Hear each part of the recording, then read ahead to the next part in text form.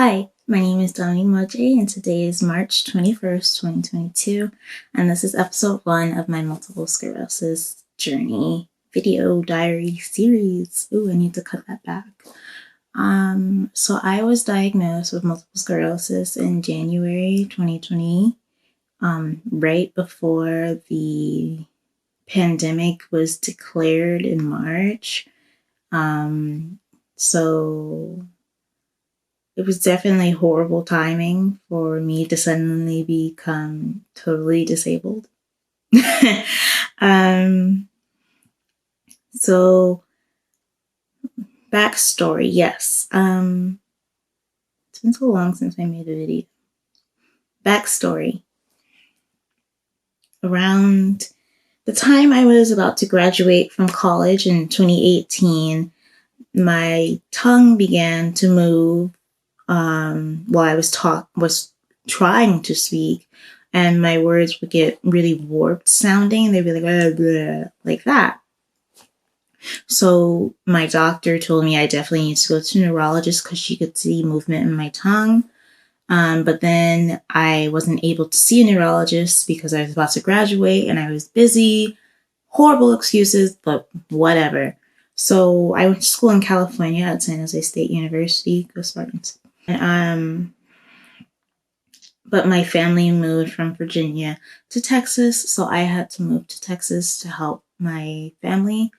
And my disability just kept developing. And I finally did. I made an appointment with a neurologist as soon as I got home. But I graduated college at 25. So in America, most children, can use their parents' insurance until they're 26, and then up until then, I don't know, I guess they assume you have your own job and you can get your own insurance, whatever. That's a different video that I'm definitely going to make about how American insurance is just a racket. But, so I had to switch insurance and I had to switch neurologists. But at the first neurologist I saw in Texas, they did see white matter disease, white spots, I think they called them, in my brain on an MRI. So they did a follow-up MRI that I totally forgot about until like a couple weeks ago. And they were like, no, you definitely need to see a neurologist, the other neurologist, when my insurance had to be changed. So that was in March of 2019 when my insurance had to change. My birthday is in April. So my insurance changed and I had to find a new neurologist, sadly, because that neurologist, who's great, did not take the private insurance that I was able to sign up for or whatever. So from that, I had to wait until November of 2019. So from March until November, I'm just walking around with multiple sclerosis, walking around. I was falling everywhere, basically. I was tripping around with multiple sclerosis until I was able to find a neurologist that could take me, that was accepting new patients.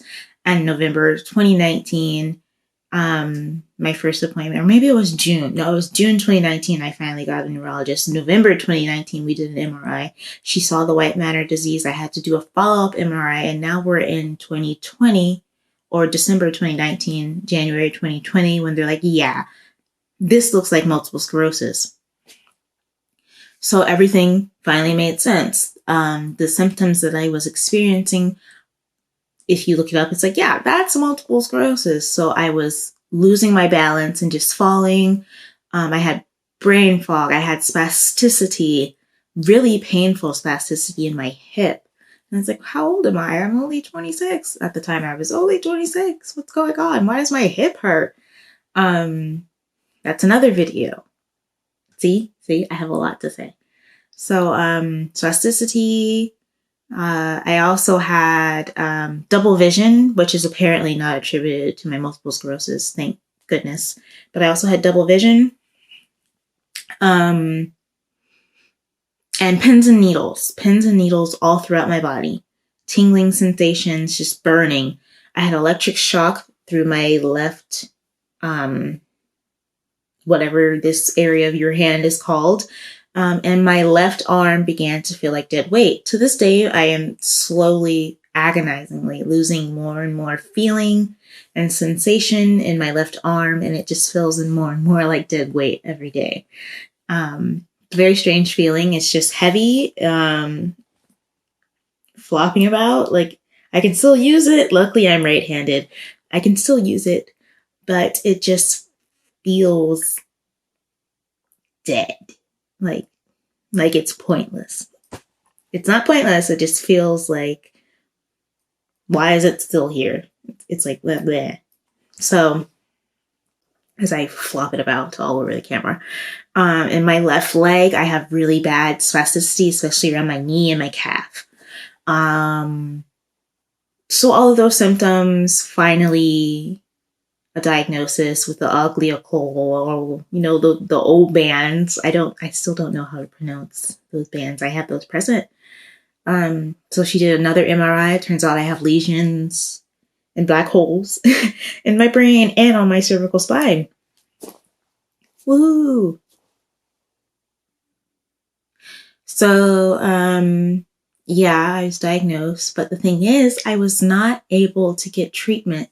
I was diagnosed in about January, early February, was not able to get treatment until May because of insurance.